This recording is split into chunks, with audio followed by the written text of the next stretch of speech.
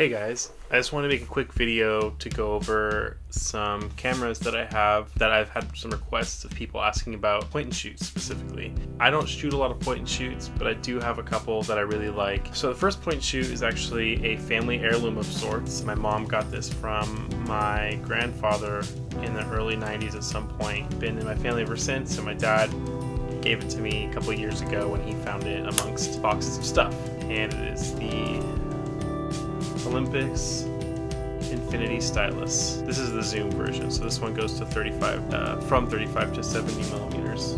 This camera is really cool because it's super small. I can fit it in my pocket, I can throw it in my bag and take it anywhere. It takes 35 millimeter film. The lens is a pretty sharp lens. It autofocuses. It also has a pop-up flash right there. That works pretty damn well. I like to use this camera with medium speed black and white film at night. I'll take it to shows or bars with my friends, and I'll use it to take just snapshots of stuff. And it's really fun for that. It is weatherproof. So supposedly you can take this out in the rain and it'll be fine. I have done that and I've never had any problems. These can be had for around $100 right now on the internet. There are some earlier versions of this that have a fixed lens that don't zoom. Those are sought after and therefore command higher prices, but they're not the end all be all. They're fine. You can get any of them. There's a bunch of different versions of these. There's silver ones, there's the Zoom 170, there's the 135, and they're all fine. They're all good. They're all going to give you good results. So yeah, that's the Olympus Infinity Stylus. So this next one is actually one of my friend's cameras, and this camera that I have right here is broken, but this is a very cool camera that you can get for relatively cheap, again around $100 online, and this is a super interesting special camera. It's the Canon ML, and this camera is interesting because it has the fastest fixed lens on a point and shoot. I believe it's a 1.9 40mm lens, which for street photography is pretty damn cool. And if you have it opened up all the way, unfortunately you can't choose the aperture, but you can get potentially really interesting, really cool portraits with this camera. I have shot a version that does work. The lens is very sharp. It's very beautiful, wide open. If you get some really close-up portraits with like some interesting background, it can be very nice. It's all mechanical, electronic. I mean, it's got a pop-up flash, which is nice. Yeah, it's relatively simple. It's pretty small. Once again, you can fit it in your pocket or your purse or your bag or whatever you want.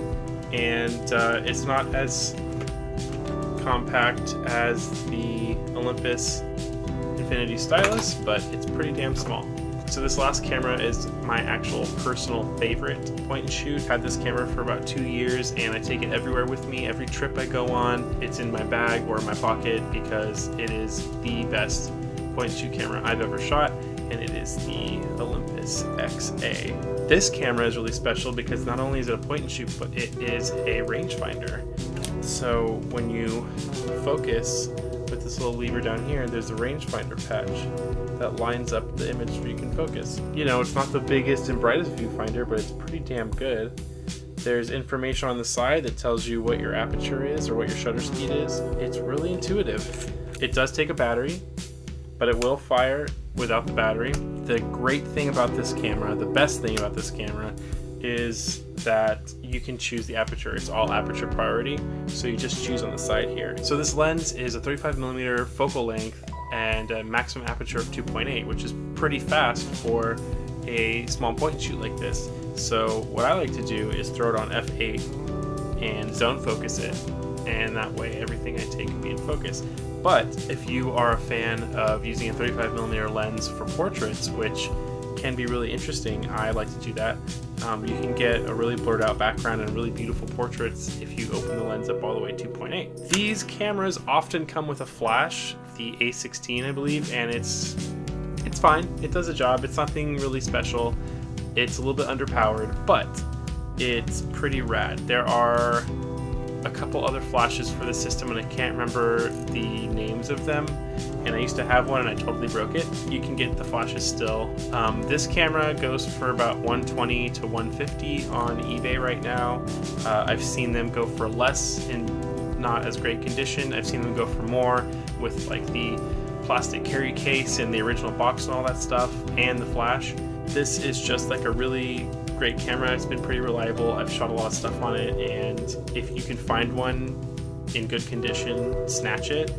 There are other options too. There's the XA2, the XA3, and the XA4. All of those cameras have varying types of feature sets.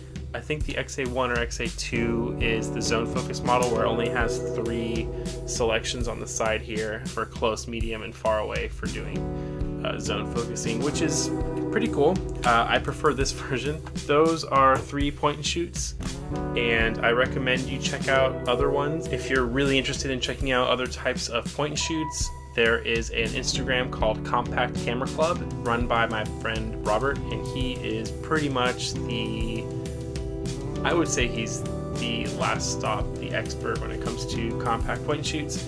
He knows about all of them. He's owned pretty much all of them as well, and his Instagram is really, really cool. So check out Compact Camera Club on Instagram. If you guys have any other questions, let me know in the comments or shoot me an email, and I will see you later.